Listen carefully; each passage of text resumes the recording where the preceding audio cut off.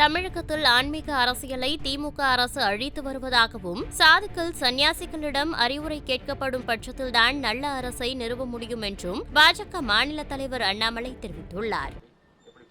ஆன்மீகத்திற்கும் அரசியலுக்கும் எப்பொழுதுமே தொடர்பு இருக்கணும். ஏன்னா எப்படி ஆன்மீகம் அறம் சார்ந்து இருக்க வேண்டுமோ அரசியலும் அறம் சார்ந்து இருக்க வேண்டும். ஆனால் இன்னைக்கு பார்த்தீங்கன்னா ஆன்மீகத்திற்கும் அரசியலுக்கும் தொடர்பு குறைஞ்சிக்கிட்டே இருக்கு. அரசியல்வாதிகள் வெறும் ஒரு கோயிலுக்கு போகிறோம், சாமி கும்பிட்றோம், அதனால் நான் ஆன்மீகவாதி என்று காட்ட முயற்சிக்கின்றார்கள். அது உண்மையான ஆதிகம் இல்லை.